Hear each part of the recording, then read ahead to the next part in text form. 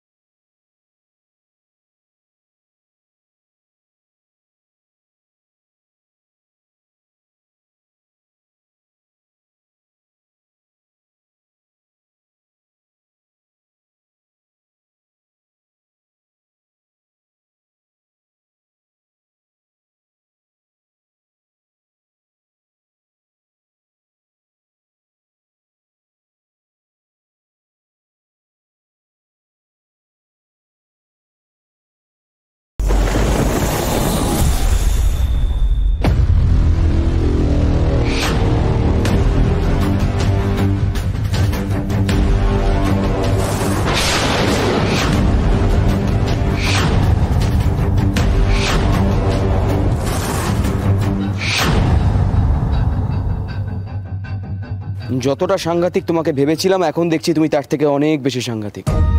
এই বাচ্চাটাকে সরা আর মেয়েটাকে গুদামে নিয়ে গিয়ে চোখ দুটো ভালো করে বেঁধে দাও। এবারে একদম পিচমোড়া করে বাঁধবে। আমি কিন্তু বারবার সাবধান করছি, ধরা পড়লে কিন্তু শেষ হয়ে যাবে। একদম চুপ। এবার কিন্তু আমার মটকাটা হেভি গরম হয়ে যাচ্ছে। এই ড্যানি, আরবিকে একটা ফোন কর, বল যত তাড়াতাড়ি সম্ভব এখানে চলে আসতে। এই লফড়ার আমার ভালো লাগছে না একদম।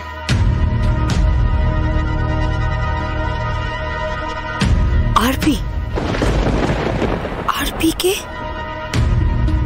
এদের বস? সে কোথা থেকে আসবে? কি উদ্দেশ্য তার?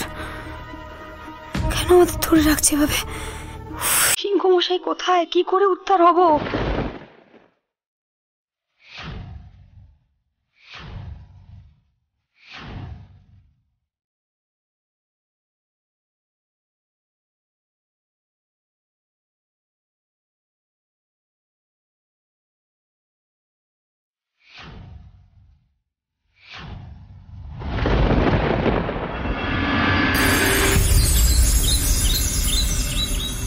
স্যার স্যার ওই ফলস নাম্বার প্লেট লাগানো গাড়িটাকে এখান থেকে আরও 3 কিলোমিটার পরে কুলবাগানের কাছে দেখা গেছে sir.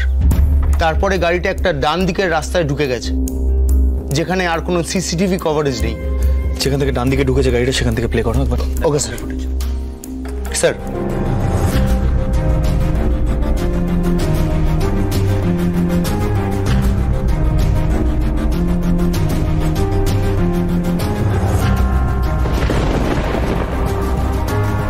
Pause pause pause pause pause আরেকবার প্লে করো।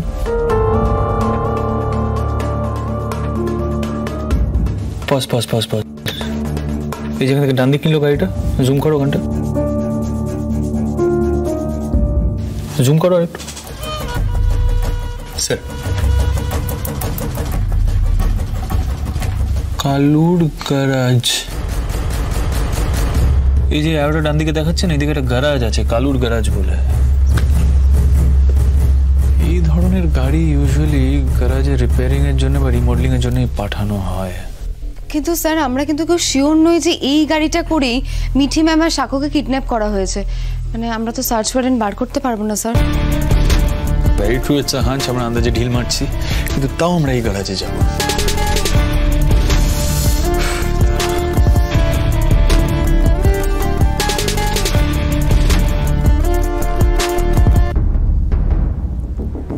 কিন্তু স্যার আপনি এই গ্যারেজে একা যাবেন না, আমি আর মেঘা আপনার সঙ্গে যাব। আর আমি টিমকে বলছি কাছাকাছি থাকতে। 10 মিনিটের মধ্যে বেরোবো, টিমকে বলো আলাদা থাকতে। Okay sir.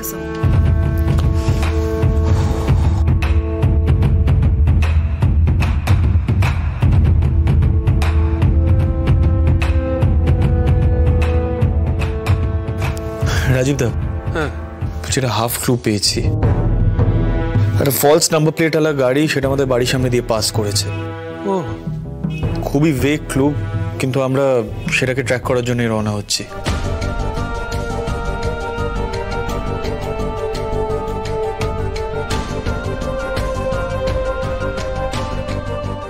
আচ্ছা, জাস্ট একটাই জিনিস প্রে করো রাজীবদা, যাতে স্বাক্ষর কিছু না হয় আর মিঠিও যেন সেফ থাকে, আর ওদের দুজনকেই যেন আমরা ট্রেস করতে পারি। শোনো শোনো শোনো সিদ্ধার্থ, তুমি এত দুশ্চিন্তা করো না। দেখো, আমরা সবাই ঈশ্বরের কাছে প্রার্থনা করছি, তুমি ঠিক খুঁজে পাবে মিঠি আর সাক্ষ্যকে। দেখো, মিঠাইয়ের গোপাল রয়েছেন তোমার সঙ্গে। হ্যাঁ, আচ্ছা।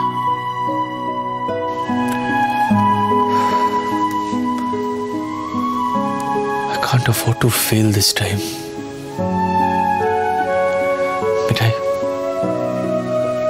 প্লিজ তোমার গোপালকে বলো, হেল্প প্লিজ।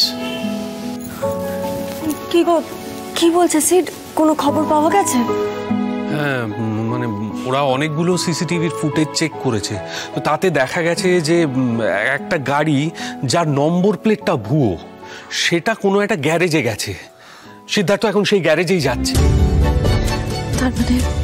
তার মানে মিঠি আর সাক্ষ্য ওই গ্যারেজেই আছে, ওদের পাওয়া যাবে। সাক্ষ্যটা কি করছে কে জানে। আপনি বসুন প্লিজ, আপনি বসুন।